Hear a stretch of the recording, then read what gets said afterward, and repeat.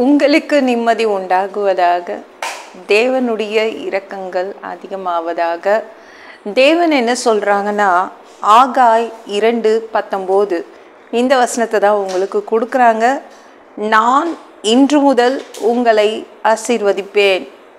இன்னையிலிருந்து உங்களுக்கு ஆசீர்வாதத்தின் காலம் ஆரம்பிக்குது. ஏன்னா இயேசு வராரு, அவர் ஆசீர்வதிக்கிறாரு. இன்னையிலிருந்து உங்களுக்கு ஒரு நல்ல காலம் ஆரம்பிக்குது. ஏன்னா இயேசு வராரு, உங்களை ஆசீர்வதிக்கிறாரு. சரிங்களா? இன்று முதல் தேவன் உங்களை வந்து ஆசீர்வதிப்பார். இன்று முதல் உங்களை ஆசீர்வதிப்பேன் அப்படின்னு சொல்கிறாங்க. சரி, இது வரைக்கும் நீங்கள் வாழ்ந்தீங்களா ஒரு வாழ்க்கை, மறந்துடுங்க அதை. இன்னைக்கு இயேசு வந்து உங்களை ஆசீர்வதிப்பார். பழைய காலத்தை பற்றி நினச்சி கவலைப்படாதீங்க. நேற்று வரைக்கும் என்ன நடந்துச்சு அதெல்லாம் மறந்துடுவீங்க. ஏன்னா இயேசு வந்துட்டார்ல, ஆசீர்வதிப்பார். ஒரு புதிய வாழ்க்கைக்குள் நீங்கள் போவீங்க. சரிங்களாங்க? போனதெல்லாம் போகட்டும், பழச நினச்சி நம்ம கவலைப்பட மாட்டோம் நம்ம. ஓகேங்களா? இன்று முதல் தேவன் ஆசீர்வதிப்பார். ஆசீர்வாதத்தின் காலம் ஆரம்பிக்குது, நல்ல காலம் ஆரம்பிக்குது இயேசுவால். ஓகேங்களா? நீங்கள் வந்து எப்பொழுதும் நமக்கு வந்து ஒரு பயம் இருக்கும் இல்லை, எதிர்காலத்தை பற்றி பயம் இருக்கும். இந்த நாள் இன்று தேவன் வந்ததுனால நம்ம பயம் போயிடுது. ஏன்னா அவர் ஆசீர்வாதத்தின் காலத்தை அவர் தொடங்கி வைக்கிறாரு. சரிங்களா? 38 வருஷம் ஒருத்தனை வியாதி பிடிச்சிருந்துச்சு. அந்த வியாதி காலமாக இருந்து 38 வருஷம் அந்த வியாதி அவனை அவ்வளோ படுத்திச்சுங்க. எவ்வளோ ஒரு ஆசீர்வாதத்தை கூட பார்க்கலங்க அவன். எவ்வளோ பெரிய அது நீண்ட காலம் 38 வருஷன்றது. அந்த 38 வருஷத்தில் ஒரு ஆசீர்வாதம் கூட அந்த புள்ள பார்க்கல. அது எவ்வளோ கஷ்டம் இல்லை? அவன் அனுபவித்த வாழ்க்கை ரொம்ப மோசமான வாழ்க்கைங்க. அந்த வியாதிப்பட்ட மனிதன் பெதஸ்தா குளத்தில் உட்கார்ந்துட்டு இருந்தால, அவன் அனுபவித்த அந்த பழைய வாழ்க்கை பயங்கர மோசமான வாழ்க்கை. 38 வருஷம் வியாதி. அந்த வியாதி பிடிச்சவனை தேவன் என்ன செய்தார்? தேடி வந்து இயேசு வந்து அவனை ஆசீர்வதிச்சார். ஆசீர்வாதத்தின் காலம் ஆரம்பிச்சிச்சு. அவனை வீட்டுக்கு அனுப்பி வச்சார். அவனுடைய நினச்ச மாதிரி வாழ்கிறதுக்கு தேவன் அவனை அனுப்புனார். இயேசு அவனை அனுப்புனார். அவன் வந்து உடனே அந்த 38 வருஷம் அந்த மோசமான நீண்ட கால வேதனையை உடனே மறந்துட்டான். எவ்வளோ வலிகள் இருந்திருக்கும்ல. அந்த பழைய வாழ்க்கை, நேற்று வரைக்கும் நடந்தது எல்லாத்தையுமே அவன் மறந்துட்டான். புதிய வாழ்க்கைக்குள் போனான், ஆசீர்வாதத்தின் வாழ்க்கைக்குள்ளே போனான். உங்களுக்கும் தேவன் அதான் சொல்கிறாங்க. அவர் இன்று முதல் உங்களை ஆசீர்வதிப்பார். ஓகேங்களா? இன்று முதல் அவர் உங்களை ஆசீர்வதிப்பார். அதனால் நேற்று வரைக்கும் என்ன நடந்துச்சோ அதை கண்டுக்காதீங்க. ஆசீர்வாதத்தின் காலம் உங்களுக்கு ஆரம்பிச்சிருச்சு. சரிங்களா?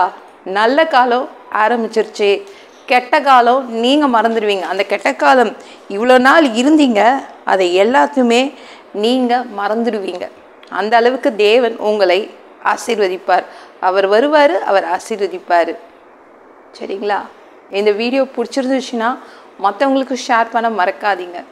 கர்த்தர் தாமே உங்களை ஆசீர்வதிப்பாராக. ஜெபம் பண்ணலாமா?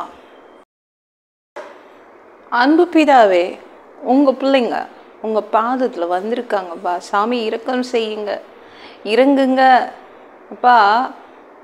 உங்கள் பிள்ளைங்க நீங்கள் எப்பொழுது ஆசீர்வதிப்பீங்க அப்படின்னு காத்துட்ருக்காங்க. நீங்கள் உங்கள் பிள்ளைங்களை இன்னையிலேருந்து ஆசீர்வதிக்கிறீங்க. ஆசீர்வாதத்தின் காலம் தொடங்குது. அவங்களுடைய பழைய வாழ்க்கை எல்லாம் மறந்துடுவாங்க. அவங்க நினச்ச வாழ்க்கை அவங்களுக்கு கிடைக்குது. நன்றி அப்பா. எல்லா பொல்லாத பிசாசுகள், ஏவல்கள், மந்திரங்கள், தற்கொலை ஆவிகள், பயத்தின் ஆவிகள், பலவீனப்படுத்துகின்ற ஆவிகள் எல்லாம் இயேசு என்ற பெயரினை கொண்டு துரத்துகிறேன். ஓடிப்போ. உங்கள் பிள்ளைங்களை ரத்த கொட்டிக்குள் மறைச்சிக்கோங்க. பரிசுத்த ஆவியால் நிரப்புங்க. ஞானஸ்நானம் எடுக்கணும். ரட்சிப்பீராக. இயேசுவின் காயப்பட்ட தழும்புகளால் எல்லா வியாதிகளும், எல்லா பலவீனங்களும், கேன்சர் போன்ற வியாதிகளும், மரணப்படுக்கைகளும் சரியாகுவதாக. அப்பா, உங்கள் பிள்ளைங்களை ஆரோக்கியமாக வச்சுக்கோங்கப்பா.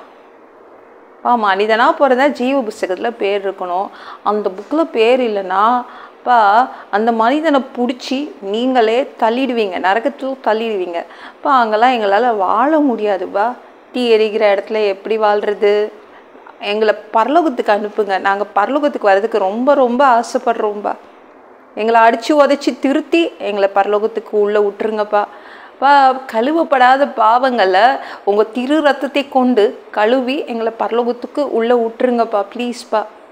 எந்த ஒரு நொடி 2வது தடவை நீங்கள் வருவீங்கன்னு காத்துட்ருக்கோம் பரிசுத்தமாய் வாழ்ந்து வாழ்ந்து காத்துட்ருக்கோம்ப்பா. அந்த ஒரு நொடி உங்களுக்கு ஒப்பான ஒரு உடம்பு கொடுப்பீங்க. அந்த உடம்பை பெற்றுக்கொண்டு தேவதூதர் மாதிரி பறந்து உங்களை சந்திக்க மத்திய வானத்துக்கு நாங்கள் வருவோம் அந்த தருணத்தை நாங்கள் இழந்துடக்கூடாதுப்பா.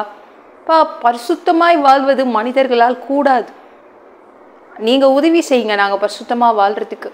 அந்தி கிறிஸ்து ஆட்சி, பேய் நடத்தும் 7 வருட ஆட்சியில் எங்களை விட்டுட்டு போயிடாதீங்க. 3வது தடவை கூட இந்த பூமியின் ஓனராக, சொந்தக்காரராக வருவீங்க. 1000 வருடம் இந்த பூமியில் தங்குவீங்க. 1000 வருட அரசாட்சி நீங்கள் இங்கே கொண்டு வருவீங்க. தயவு செய்து அந்த காலகட்டத்துக்கும் எங்களை கூப்பிட்டுக்கோங்க.